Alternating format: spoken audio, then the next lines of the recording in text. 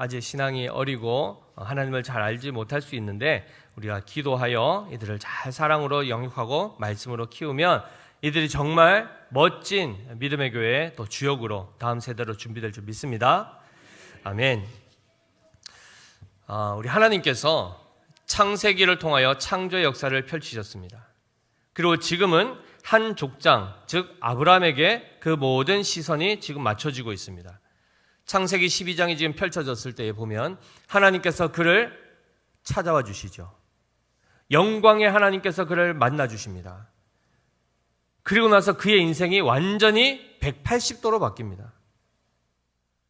표현을 잘 쓰셔야 됩니다. 360도로 바뀌면 원래 자리로 돌아오는 겁니다. 180도로 바뀌어야 됩니다. 180도로 바뀌는 삶이 어떤 삶이었습니까? 그 이전에는 강 건너편 빛의 도시라고 얘기했던 바로 그 갈대아 우르라는 지역에서 높은 명예와 지위와 권세를 누리고 살았던 그들 아닙니까? 그들이 다른 신들을 섬기고 살았습니다. 우상을 섬기고 살았다는 겁니다. 그 삶에서 하나님이 그들을 만나 주시자 그때부터 어떤 삶이 펼쳐지는가? 모든 이전의 삶이 다 끊어지게 됩니다. 거기서부터 돌이켜 이제는 여러 신들이 아니라 오직 한 분 하나님, 그에게 영광의 하나님으로 나타났던 바로 그 하나님만을 지금 의지하고 살아가게 된 삶이 시작이 됩니다. 그래서 하나님이 그에게 만나셔서 뭐라고 말씀하셨는가? 너의 본토와 즉 고향과 친척과 아비 집을 떠나라. 즉 그것과 결별하고 그동안 너가 의지하고 있던 모든 것들을 다 버리라. 그러면 손에 가득 차있던 모든 것들을 내려놓고 나면 빈손이 되겠죠. 그 빈손 가운데 하나님이 뭘 채우시겠다는 겁니까? 뭘 약속하셨죠? 내가 너에게 보여줄 땅으로 가라. 그 말은 곧 땅을 주시겠다는 겁니다. 그 다음에 너에게 큰 민족을 이루게 하겠다. 자녀에 대한 복을 주시죠. 그리고요, 너로 큰 명성을 얻게 하겠다. 내 이름을 크게 창대하게 하겠다. 이 말씀을 주십니다. 그러면 고대 사회로 보더라도 당시에는 제일 중요한 게 뭐냐면 그들이 거주할 땅이 필요합니다. 거할 곳이 필요하고 그리고 거기서 자녀가 번성하는 것, 그것이 곧 자기에게 세력이 되고 힘이 되는 거죠. 그래서 그 후손 가운데 더 훌륭한 사람들이 나고 하면은 거기가 유명한 집안이 되는 겁니다. 이것을 고대로부터 추구해 왔습니다. 모든 인류가. 지금도 마찬가지 아닙니까? 다들 지금 젊은이들까지도 영혼을 끌어올려서까지 하고 있는 게 뭡니까? 내 집 마련입니다. 한마디로 거할 곳을. 그들이 그것을 하나 얻고자 대출을 땡겨오고 온갖 제도를 가지고 열심히 밤낮으로 수고해서 땀 흘려서 그거 내 집 마련하려고 지금까지 살아가고 있죠. 우리도 그렇게 살아왔지 않습니까? 그리고 그 좋은 집, 작은 집 말고 좀 더 큰 집, 그 뭐 때문에 얻으려고 합니까? 자녀가 한 명이면 좀 작은 평수도 괜찮겠지만 2명, 3명이면 좁은 집에서는 살기 어렵죠. 차도 큰 차로 바꿔야 되죠. 이 모든 것들은 결국은 자기와 또한 그 부부 사이에 태어날 자녀들이 안락하고 평온한 삶을 살고자 그 사람들은 일생을 들여 수고하여 이 일을 향해서 살아가고 있는 것입니다. 그런데 하나님이 어떻게 하셨습니까? 그 모든 것들을 끊어내셨습니다. 그걸 버리라 하십니다. 버리라고 하시고 나서 네가 추구하고 네가 노력해서 얻는 그것 말고 내가 너에게 줄 것으로 채우라 이렇게 말씀하십니다. 하나님이 직접 땅을 주시겠고 하나님이 직접 자손을 주시겠고 하나님이 직접 명성을 얻게 하시겠다 이렇게 했습니다. 그래서 자기가 지금까지 열심히 살아왔던 인생을 돌아보니 형제가 죽고 아버지도 돌아가시고 자기는 자녀를 낳을 수 없는 불임의 상태가 되었고 자기를 의지할 게 없는 겁니다. 그 삶으로부터 이제 그 모든 것들을 절연하죠. 이거 붙들었다가는 이제는 더 이상 내가 받을 것이 없고 내가 이루고자 하는 것이 이루어질 수 없구나가 깨달아질 그때에 하나님이 그에게 나타나십니다. 그리고 지금 그 모든 것과 결별하고 오직 하나님 한 분만을 그 약속만을 붙들고 새로운 삶을 시작할 것을 명령하십니다. 그래서 실제로 아브라함은 갈대아 우르를 떠났습니다. 그리고 하란이라는 곳을 잠시 머물렀다가 정착했다가 지금 다시 어떻게 되죠? 가나안 땅으로 이주하게 됩니다. 이 당시에 아브라함의 여정을 보면 그냥 대구 안에서 수성구에 있다가 북구에 가고 북구에 있다가 동구에 가는 수준이 아닙니다. 차로 한 1, 20분 가면 갈 수 있는 그곳으로 이동한 게 아니라 우르에서 하란까지 몇 킬로라 했습니까? 970km입니다. 삼천리 강산, 금수강산, 대한민국 한반도를 전체에 따지면 약 1000km가 됩니다. 한라산에서 백두산까지 그 정도 된단 말이죠. 어마어마한 길입니다. 그리고 그 당시에는 강을 건넌다는 얘기는 다른 세계로 들어가는 겁니다. 한마디로 국경을 넘어가는 겁니다. 지금으로 보면 해외 이주입니다. 해외 이주. 그거를 지금 그가 하나님 말씀 하나 붙들고 지금 오고 있습니다. 그런데 하란이란 곳 그래도 살만 했습니다. 아버지와 잘 살고 있었죠. 그런데 거기서 아버지가 죽습니다. 그리고 나서 하나님이 다시 나타나시죠. 그리고는 그곳을 떠나라 말씀하십니다. 어느 정도 이제 또 터전을 일구었는데 그걸 다 어떻게 해야 됩니까? 버려야 됩니다. 항상 아브라함에게 보면 하나님이 나타나실 때가 되면 그가 그 이전에 가져 있던 것을 계속 버리게 하십니다. 떠나게 하십니다. 좋을까요? 나쁠까요? 쉬울까요? 어려울까요? 굉장히 어렵습니다. 굉장히 어렵습니다. 물론 한 곳에 쭉 정착하셔서 지금까지 한 4, 50평생 또는 7, 80평생 이사 한 번도 안 하신 분들은 그 어려움을 잘 모를 수 있습니다. 그러나 수시로 이사하고 수시로 옮겨 다니고 하셨던 분들은 절절하게 느끼실 겁니다. 어느 정도 정착해서 이제 안정만 하면은 갑자기 집주인이 좀 나가주셔야 되겠는데요. 이렇게 하기도 하고. 또 다른 사건 때문에 자녀가 갑자기 또 다른 곳으로 가야 돼서 유학 때문에 또 어쩔 수 없이 이사 가기도 하고. 해외로 국내로 계속해서 이렇게 이동하는 것 쉽지도 않고 만만치도 않습니다. 아브라함이 근데 결국 어떻게 합니까? 하란을 떠납니다. 그리고 그저 그의 가족과 그의 종들 그리고 그가 거기서 얻은 재물들 어찌보면 최소한의 것들입니다. 그걸 가지고 지금 다시 가나안 땅으로 들어왔단 말이죠. 그리고 나서 오늘 보니까 그때 하나님이 또 뭐라고 하십니까? 6절입니다. 같이 읽어보겠습니다. 시작. 아브라함이 그 땅을 지나 세겜 땅 모래 상수리 나무에 이르니 그때 가나안 사람이 그 땅에 거주하였더라 라고 되어 있죠. 가나안의 북부 지역을 지나 이제 남부 지역, 중부 지역으로 해서 남부 지역까지 지금 내려가는 이 여정을 다루고 있는데 지금 세겜 땅에 머물렀습니다. 거기에 이미 가나안 사람들이 살고 있었습니다. 그런데 7절에 뭐라고 하십니까? 여호와께서 아브라함에게 나타나 이르시되. 자, 여기까지만 먼저 보겠습니다. 하나님이 나타나셨다. 그럼 벌써 이미 어떻습니까? 아브라함 입장에서 몇 번 경험했지 않습니까? 처음 나타났을 때 하나님 뭐 하라 했죠? 다 버려라. 이전에 네가 가진 거 다 버려라. 그런 새 시작을 하죠. 그래서 가서 또 하나님의 은혜로 뭔가 많이 이루었단 말이죠. 그때 또 하나님이 하란에서 어떻게 합니까? 또 나타나십니다. 뭐라고 하셨습니까? 이제 아버지까지 떠나보내라. 다 떠나보내라. 그리고 나서 지금 세겜에 왔는데 하나님이 나타나셨습니다. 그럼 또 무슨 얘기 하시겠습니까? 또 무슨 얘기 하시겠습니까? 지금까지 경험에 따르면 아이고 또 버리라는 거겠네 하지 않겠습니까? 근데 오늘 보니까 뭐라고 하시죠? 같이 한번 읽어볼까요? 우리 7절 읽어봅니다. 시작. 여호와께서 아브라함에게 나타나 이르시되 내가 이 땅을 내 자손에게 주리라 하신지라 라고 되어 있습니다. 우와, 이제는 버린 게 아니고 그 땅을 주겠다라고 하는 겁니다. 와, 이제 이 나그네 삶이 끝나는구나. 야, 이제 진짜 하나님이 나에게 복 주시는구나. 그래서 자기뿐만 아니고 이 땅을 누구에게까지 준답니까?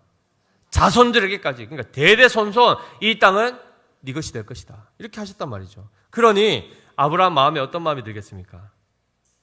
감사가 넘치죠. 감사하면 뭐 하겠습니까? 감사의 표현을 하겠죠. 그것이 바로 뭡니까? 제단을 쌓는 겁니다. 그래서 아브라함이 그때 뭐라고 하죠? 자기에게 나타나신 여호와께 그가 그곳에서 제단을 쌓고입니다. 한마디로 우리가 지금의 우리 시대로 적용하면 이 제단을 쌓는 행위는 곧 예배하는 행위입니다. 자, 그러면 이 예배는 우리가 예배를 잘 해서 하나님으로부터 뭘 복을 받는 겁니까? 아니면 이미 복을 받았기 때문에 감사의 표입니까? 그렇죠. 이미 하나님께서 우리에게 은혜와 복을 주셨기 때문에 그것이 깨달아졌을 때 감사의 표로 예배를 드리는 겁니다. 그러니 이 순서가 바뀌면 될까요, 안 될까요? 그게 바뀌는 순간 뭐가 되죠? 우상 숭배가 되는 겁니다. 이해되십니까? 하나님으로부터 먼저 받은 은혜에 감사하여 받은 복에 대한 표로 하는 것인데 우리는 복을 받기 위해서 하나님 앞에 예배를 드리는 이 행위가 되면 이게 맞습니까? 틀립니까? 그게 바로 우상 숭배하는 길이라는 거죠. 그래서 아브라함의 모습에서도 예배의 삶이라는 것이 정확하게 드러나는데 이미 하나님께서 우리를 만나주시고 먼저 찾아와 주셨지 않습니까? 찾아와 주시고 말씀하여 주셨단 말이죠. 그 말씀이 바로 복의 말씀이었습니다. 이 땅을 내 자손에게 주리라. 그래서 그 앞에 하나님 감사합니다. 나의 생명뿐만 아니라 나의 후손까지도 하나님이 책임져 주시고 그들에게 이 평안의 땅, 이 복된 땅을 허락하셔서 거주하게 하신 하나님 감사합니다라고 하여 그가 하나님 앞에 제단을 쌓고 감사의 표를 한 것입니다. 사랑하는 성도 여러분, 그런데 여기가 만약에 최종의 종착지라고 하나님이 이 땅을 주시겠다 했으면 아브라함은 여기서 이동하면 됩니까? 안 됩니까? 안 되죠. 그런데 8절에서 뭐라고 합니까? 같이 읽어볼까요? 시작. 거기서 베델 동쪽 산으로 옮겨 장막을 치니 라고 되어 있습니다. 세겜 떠났습니까? 안 떠났습니까? 떠났습니다. 아까 지도 한번 마지막 장 한번 띄워주시겠습니까? 어린이 설교 마지막 장 지도. 저기 보시면은 이제 가나안 땅, 이스라엘 땅의 이제 지도인데요. 제일 위에 보시면 초록색으로 세겜이라는 땅이 보이죠. 저기가 가나안 땅, 즉 이스라엘 지도로 보면 중부, 중상부 지역입니다. 근데 거기에서 좀 더 내려오니까 뭐가 나옵니까? 베델이라는 지역이 나옵니다. 그리고 제일 밑에 보니까 브엘세바라는 이 지역이 나오는데 지금 세겜 땅까지 아까 보셨지 않습니까? 우르에서부터 하란까지 엄청난 여정을 지나 다시 남쪽으로 내려오다 보니까 이 가나안 땅을 만나게 되는데 처음 들어온 곳은 남쪽입니까? 북쪽입니까? 북쪽입니다. 거기서부터 지금 들어와서 세겜이라는 지역까지 내려와서 거기서 지금 하나님이 그를 만나주셨단 말이죠. 그리고 이 땅을 주겠다 했으면 이동하면 안 되죠. 그런데 아브라함은 거기서 또다시 아래쪽으로 이동합니다. 그곳이 어디였습니까? 베델이라 하시면 안 됩니다. 성경에 보니까 뭐라고 되어 있습니까? 베델 동쪽 산으로 옮겨 장막을 쳤다라고 얘기하고 한마디로 그 장막 친 곳에서 보면 서쪽은 베델이고 동쪽은 아이라라고 되어 있습니다. 어린아이가 아니죠. 아이라는 이 뜻이 뭐냐면 하나의 지명인데 폐허라는 뜻입니다. 베델은요 하나님의 집이라는 뜻입니다. 참 너무 대조되어 있죠. 그죠? 한쪽은 베델이라는 하나님의 집이 있고 맞은편 가면은 거기는 폐허라는 아이라는 지역이 있습니다. 그 중간에 세겜이라는 지역이 있다는 거죠. 세겜의 뜻이 뭐냐면 어깨 또는 목, 능선 이런 뜻입니다. 그러면 그게 뭐죠? 베델과 아이 사이에 좀 높다란 산악지역으로 볼 수 있습니다. 지금 그곳으로 누가 간 겁니까? 아브라함이 그의 모든 소유를 끌고 지금 이곳으로 간 겁니다. 거기에서 지금 죄송합니다. 그 위에가 세겜이었고 그 아래 지역을 지금 이주를 한 겁니다. 제가 지금 순간 혼선이 이루어졌는데 다시 정정합니다. 처음에 세겜이라는 바로 그 지역이 그 능선과 같은 그곳이었고 거기서 아래로 남쪽으로 이동하여 베델과 아이 사이에 머물게 되었다는 거죠. 거기에서 지금 다시 살펴보면 그 산악 지역 같은 거기서 지금 내려왔다라고 생각해 보면 뭐 때문에 내려왔을까요? 그 땅이 좋은 땅이었다 그러면 거기 그냥 있으면 되는데 지금 이들은 목양을 하는, 즉 양떼를 먹이는 그 생업을 가지고 있지 않습니까? 먹을 것 떨어지면 어떻게 됩니까? 이동해야 되는 겁니다. 철 따라 이동하는 사람들입니다.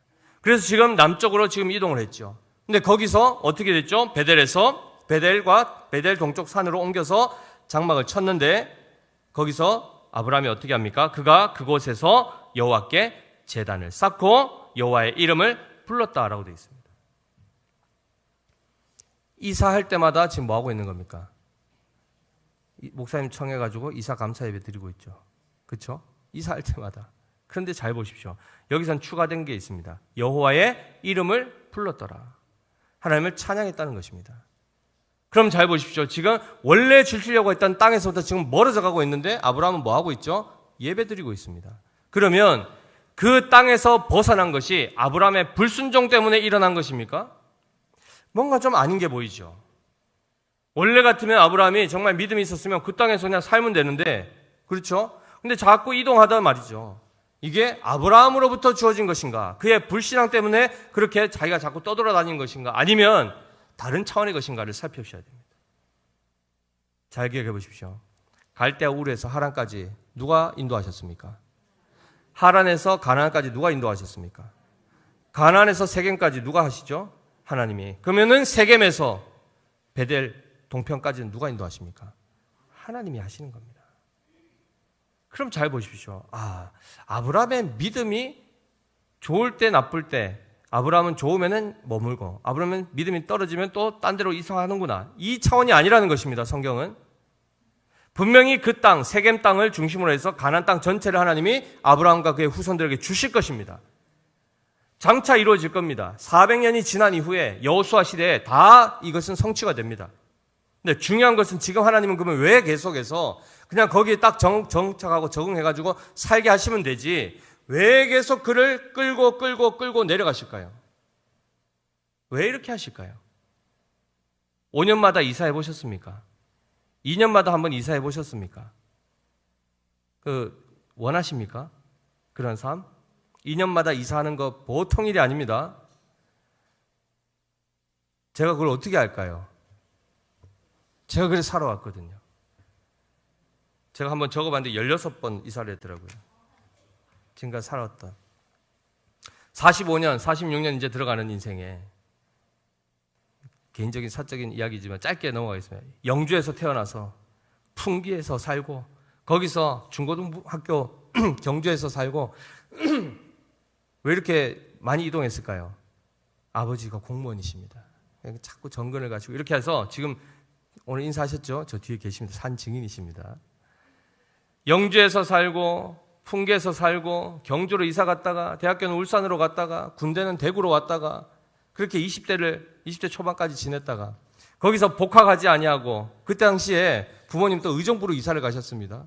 그래서 거기 갔다가 그리고 중국 홍콩 위에 심천에서 선교사로 1년을 살게 되고 거기서 다시 기차 타고 28시간 가야 되는 서안 진시황 무덤 있는 그 서안에서 4년을 살고 그리고 거기서 결혼해가지고 한국에 와서 부산에 살다가 아기 낳고 캐나다로 이주해가지고 캐나다 밴쿠버에서 5년 살고 그리고 거기서 둘째 낳고 다시 한국 와가지고 안양의 수원에서 신학교 가고 안양에 살다가 3년 사역하고 그 다음에 신학교 졸업하고 나서 중국 칭다오로 가가지고 2년 살다가 그리고 다시 창원으로 와서 5년 살고 그리고 대구 북구에 살다가 작년에 수성구로 왔습니다.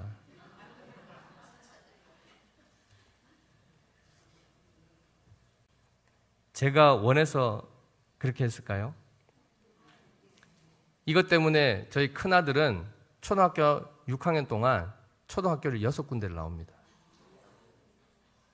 세상에 내상에 그죠? 이 삶이 제가 추구했던 삶일까요? 철저하게 하나님이 이끌어서 인도하신 삶입니다. 행복했을까요? 고달팠을까요? 육신은 고달픕니다. 정말 고달픕니다. 이사 한번 해보십시오. 해외 이사하는 거 만만치 않습니다. 그 모든 여정들이 하나님이 가라 하셔서 가는 겁니다. 음성으로 지금처럼 막 환상 중에 이런 게 아니라 그 모든 정황과 상황들을 하나님이 옮겨가게 그것을 떠나게 하시는 여정 가운데 지금 여기까지 온 겁니다. 제가 만약에 다른 곳에 정착했으면 우리 믿음의 교회를 만날 수 있습니까? 없지요. 이렇게 만나게 된 것도 돌고 돌아서 하나님이 가라 할 때 순종했으니까 온 거 아니겠습니까? 그런데 순종할 수밖에 없게 하십니다. 하나님이 보시면. 그렇지 않습니까? 제가 23년 전에 여기 수성구 월드컵 경기장 옆에 군부대가 있습니다. 군사 기밀인지 모르겠는데 다 아시죠? 방공포병학교라고. 거기서 운전병 하면서 수성구를 누비고 다녔습니다. 그러다가 지금 다시 23년 만에 46년이 되었을 때 여기 와서 이렇게 목회할 줄 누가 알았겠습니까? 꿈에도 몰랐고 하나님이 그런 계시도 주시도 않으셨습니다. 그런데 돌고 돌다 보니 아브라함처럼 갈대 우르부터 시작했던 여정이 지금 이 세겜 땅까지 왔고, 거기서 베델 동편까지 오게 되고, 그 이후에 또 어디로 갑니까? 9절 보시면 점점 남방으로 옮겨갔더라. 계속해서 이사의 역사고 이주의 역사입니다. 그런데 하나님의 말씀 따라갔던 그곳이 푸른 초장이 아니더란 말이죠. 10절에 뭐라고 되어 있습니까? 같이 읽어볼까요? 그 땅에 기근이 들었으므로 아브라함이 애굽에 거류하려고 그리로 내려갔으니 이는 그 땅에 기근이 심하였음이라. 하필이면 하나님이 가라고 해서 갔는데 갔더니 기근이 든단 말이죠. 이게 우리 성도들이 늘 일상 가운데서 헷갈려하는 부분입니다. 뭐죠? 말씀 듣고 갔는데 왜 꽃길이 아닙니까? 이거거든요. 근데 하나님이 꽃길을 준다고 한 적이 없습니다. 무슨 말인지 아십니까? 보여줄 땅으로 가라 했죠. 한마디로 지금 볼 수 있는 땅입니까? 못 보는 땅입니다. 가서 보면 사망의 음침한 골짜기들이 펼쳐져 있습니다. 그러니 그때 가서 야, 이거 내가 잘못 왔나? 하나님의 음성을 내가 잘못 들었나? 온갖 얘기를 많이 다 쏟아내는데 지금 아브라함은 잘 가고 있습니까? 잘못 가고 있습니까? 잘 가고 있습니까? 어떻게 이렇게 확신하십니까? 그렇죠. 우리는 보이죠. 아, 하나님의 말씀대로 하나님이 인도하신다. 지금 여기 이렇게 가는구나 라고 보이는데 당장 현장에 있던 아브라함은 어땠을까요? 자, 내일은 우리 남방으로 간다, 네겝으로 간다 갔더니 기근이 드네. 그러면 부인부터 뭐라고 하겠습니까? 남편 복가되지 않겠습니까? 들들들들 볶습니다. 그냥 거기 베델 옆에 있지 말라고 또 가가지고 우리를 이렇게 고생하게 하고 굶어 죽게 생겼네 못해가지고 얼마나 자기 가족만 있었던 게 아니지 않습니까? 조카도 있고 그리고 식솔들도 얼마나 많습니까? 난리도 아니겠죠. 그런데 그 길을 누가 인도하고 계시죠? 아브라함은 어떻게 느끼고 있죠? 행복합니까? 날마다 할렐루야입니까? 기근이 들었다니까요. 당장 먹을 거 걱정해야 됩니다. 자기 입에 풀칠만이 아니라 자식을 먹어야 되는데 자식이 있습니까? 자식도 없는데 자기에게 딸린 식솔들은 수백 명이고 어떻게 합니까 이거를? 근데 그 길을 누가 인도하신다고요? 지금 하나님이 하시고 있습니다. 그러면 여기서 이제 우리가 생각을 해야 되는 겁니다. 왜 이렇게 하시는가? 도대체 여기서 뭘 하시려고 우리를 이렇게 괴롭히시고 고달프게 하시는가를 우리는 기억해야 됩니다. 그냥 세겜 땅, 이 땅 주시다 하시면 그냥 여기 살게 하시면 되지. 왜 하필이면 또 옮겨가게 하시고 옮겨갔으면 거기서라도 정착하게 하시지. 왜 기근을 주시는가? 결국 어디까지 내몰립니까? 약속의 땅도 아닌 이방 땅, 이집트까지, 애굽까지 지금 몰려가는 겁니다. 그럼 우리는 이해가 안 되죠. 그리고 이사할 때마다 힘들듯이 이주할 때마다 장막을 쳤다 걷었다 하는 것이 만만치가 않은데 이걸 지금 몇십 년을 하고 있습니다. 지금 자기 집 하나 제대로 있습니까? 없습니다. 영혼을 끌어올려서라도 대출받아서라도 하나 집 내 집 마련하고 싶어도 할 수 없는 입장이 지금 아브라함 입장입니다. 어느 정도 살만 하면 하나님이 뭐라고 하죠? 갑자기 또 나타나셔서 가라. 이거 한번 해보시면 진짜 기가 찹니다. 기가 찹니다. 저도 어릴 때는 젊으니까 뭐 정신없이 그냥 그렇게 했는데 저희가 처음에 캐나다 갈 때 첫째가 5개월이었습니다. 5개월 아기 업고 그리고 쿠쿠 밥솥 한 개 들고 밥은 그래도 좀 맛있게 해 먹으려고 쿠쿠 밥솥 한 개 들고 기타 하나 메고 이민 가방 2개 들고 그리고 캐나다 들어갔습니다. 수중에 돈이 얼마 있었는 줄 아십니까? 100만 원 있었습니다. 그러니까 상상을 해보십시오. 자녀가 아기 데리고 며느리랑 캐나다 가서 100만 원 들고 살아보겠다고 기타 메고 가면 가라 하시겠습니까? 비행기 앞에 서가지고 막아야 되지 않겠습니까? 가면 안 된다고. 근데 갔더니 죽었습니까? 살았습니까? 지금까지 살아있습니다. 이게 뭘로 설명하실 겁니까? 하나님이 정말 신기한 방법으로 죽을 것 같은 그때마다 여기서 이제 끝났구나 하는 그때마다 하나님이 먹이시고 입히시고 살만했더니 어떻게 하십니까? 이제 캐나다에 잘 정착해서 하윤이도 한 5살 됐고 영어도 좀 할 수 있게 됐고 주변 사람들도 다 이제 정착했으니까 이제 여기서 살라고 하는데도 하나님이 어떻게 하시죠? 가라. 그러면 다 놔두고 가야 됩니다. 다 놔두고 가야 됩니다. 올 때 무슨 그 다 싸지고 오겠습니까?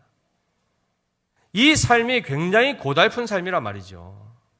한번 옮겨가는 게 쉽지가 않단 말이죠. 놀랍게도 아까 어린이 설교 때도 말씀드렸지만은 이 당시에는 그 주변 국가가 다 이방 국가이기 때문에, 이방 민족이기 때문에 자칫 이 사람들이 들어오면, 그 지역에 들어오면 다 경계하고, 그리고 자기들의 힘이 더 세면은 이들을 죽여서라도 그의 모든 소유를 빼앗는단 말이죠. 그러니까 목숨이 담보되어 있는 곳이 아니란 말입니다. 그런데 아브라함이 하나님 말씀 듣고 따라가면서 결국 이 많은 나그네의 삶을 통해서 뭘 깨닫게 하실까요?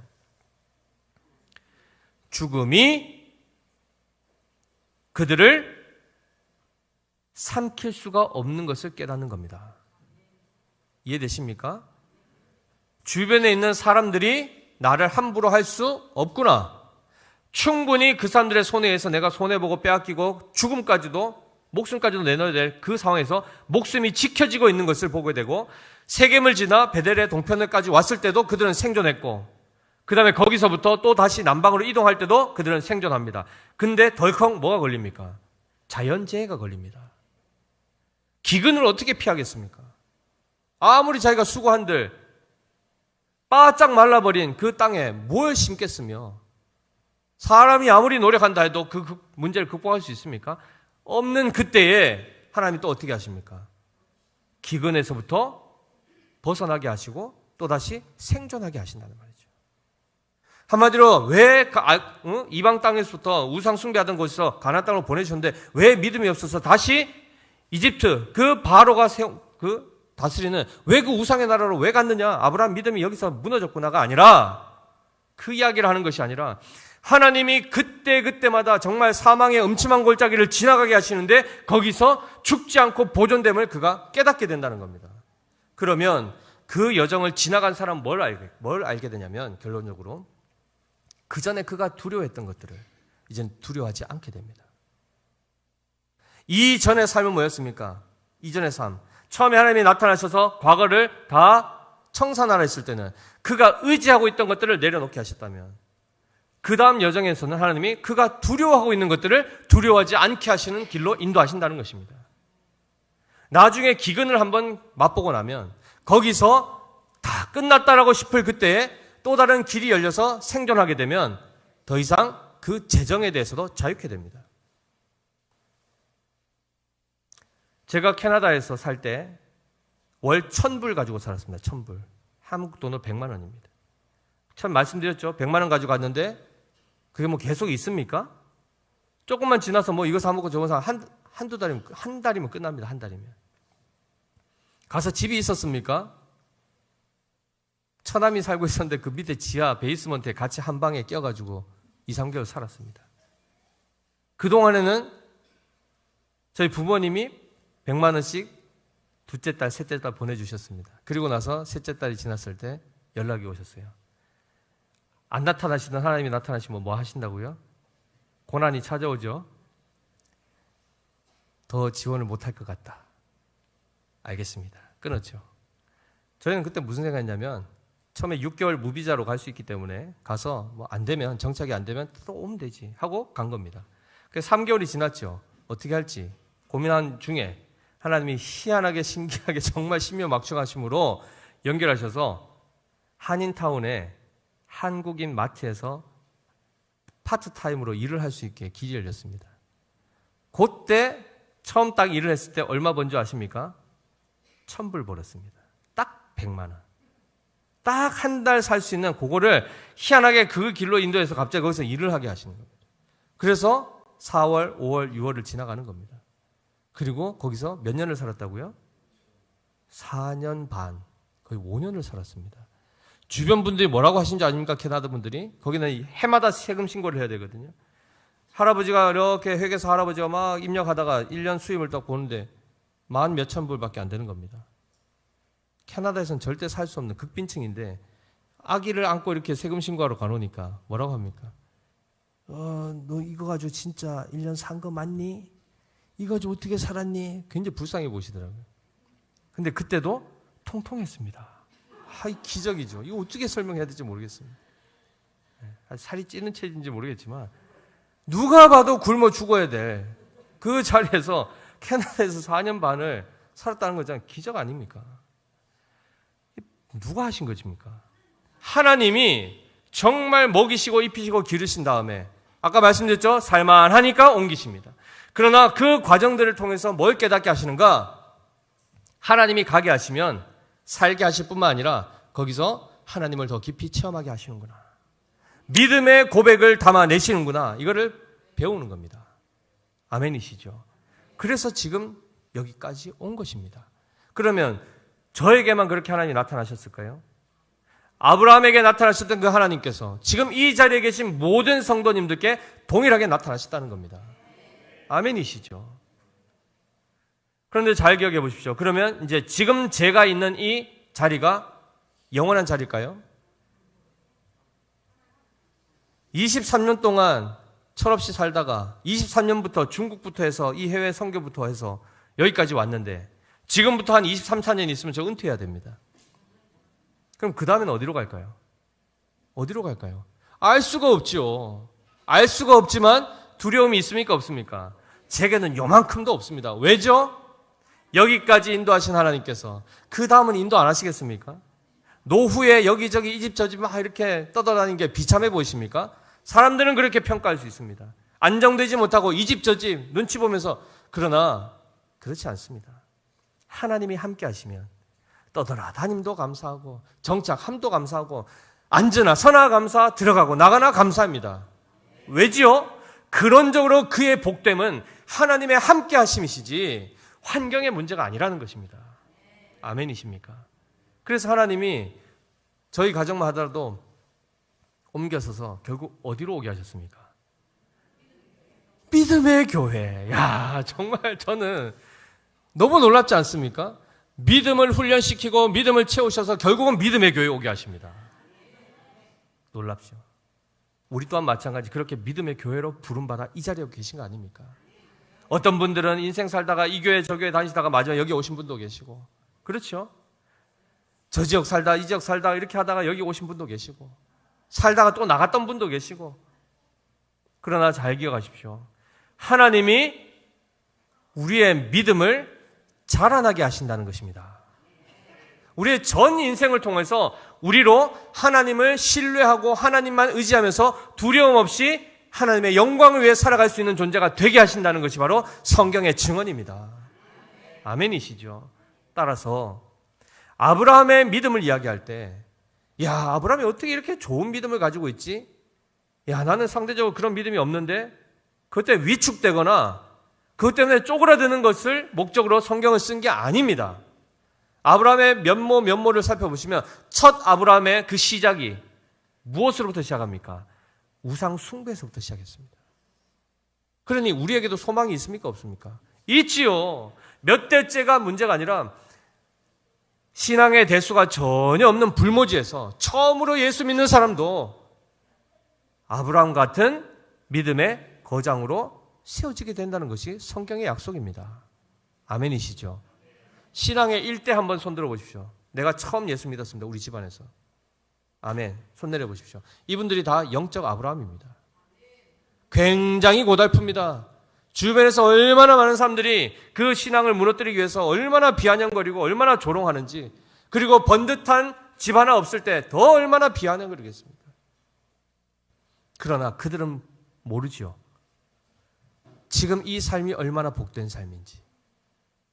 왜요? 믿음이 없기 때문에.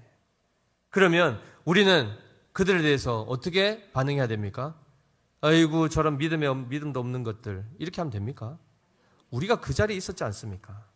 그들 또한 나의 사랑하는 가족들이요, 그들 또한 이 믿음의 복을 누릴 수 있도록 그들에게 복음을 전해야 되는 것이고, 그들 위해서 기도해 줘야 되는 것 아니겠습니까?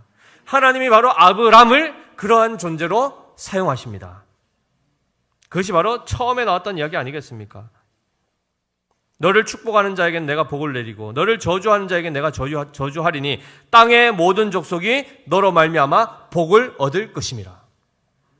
한마디로 아브라함에게 있어서 하나님이 아브라함에게 주시는 복의 실제는 하나님 자신입니다. 하나님이 복이십니다. 그래서 하나님을 가진 자, 하나님을 얻은 자는 복을 받았다라고 얘기하는 것이고, 복을 받았기 때문에 그가 복된 자가 되는 것입니다. 그리고 또한 더 나아가서 그가 받은 복을 다른 이에게 나눠주게 되면 그것이 바로 그로 말미암아 다른 사람들이 복을 얻게 되는 것입니다. 그래서 그러한 차원에서라도 아브라함은 한 곳에 그냥 정착해서 사는 것이 그에게는 복이 되지 않습니다. 왜요? 그가 하나님과 함께 하셨기 때문에, 그가 하나님과 함께 있기 때문에 그는 많은 곳으로 다니면서 그와 함께 하신 하나님을 나타내 보였다는 겁니다. 많은 사람들이 그를 만남으로 하나님을 만나야 되는 것입니다. 그래서 실제로 그의 인생은 고달프지만 그들이 여러 곳에 가면 갈수록 그의 지경이 넓혀지는 것이고 인맥이 많아지는 것이 그들을 의지하는 세력을 붙드는 것이 아니라 그들에게 진정한 힘이 되시고 진정한 생명이요 빛이 되시고 영광이 되시는 그 하나님을 전해주는 통로가 되기 때문에 오히려 아브라함은 이후에도 계속해서 떠돌이로 사는 것, 그것이 그에게 복이 되는 겁니다. 아멘이시죠? 떠돈다 하니까 갑자기 마지막에 아멘을 하려다가 멈추다가 이러시면 안 됩니다. 끊임없이 하나님과 함께 동행하여 많은 사람들을 만나고 새로운 곳을 가고 새로운 환경에 적응하는 것 자체가 하나님의 사람, 하나님의 손에 붙들림 받은 삶이라면 그것이 복되다는 것입니다. 그래서 오늘 말씀을 정리하면 비록 이 땅에서의 이 나그네와 같이 떠도는 삶을 살지라도 일평생 그럴지라도 여러 지역을 경험하고 여러 사람들을 만남으로 인해 지경이 넓혀지게 되고 그 가운데서 하나님을 항상 예배하고 그 가운데 하나님의 복을 전할 수 있는 자가 되는 것이 진정으로 복된 인생입니다. 이 삶으로 지금 우리가 인도함을 받고 있습니다. 아멘이시죠? 제발 자기가 지금 살고 있는 그 집, 내가 입고 있는 옷, 내가 타고 다니는 차, 나의 이 육신의 소유물 가지고 자랑하거나 그것 때문에 위축되지 마십시오. 그 아무것도 아닙니다. 하나님이 입히실 때도 있고 벗기실 때도 있습니다. 주실 때도 있고 걷어가실 때도 있습니다. 이 모든 것이 합력하여 뭘 이루시죠? 우리 안에 믿음을 일으키십니다. 그래서 사랑하는 성도 여러분, 우리는 이미 복이 시작된 자들입니다.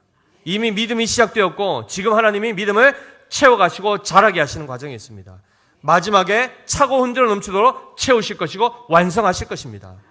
그리하여 우리는 넉넉히 이 땅을 바라보는 것이 아니라 천국을 향해서 영원히 흔들리지 아니하는 바로 그 나라에 들어갈 하나님의 백성으로 지금 지어지고 있다는 사실을 반드시 기억하시고 하나님이 어디로 인도하시든지 감사하며 예배하며 따라갈 수 있는 순종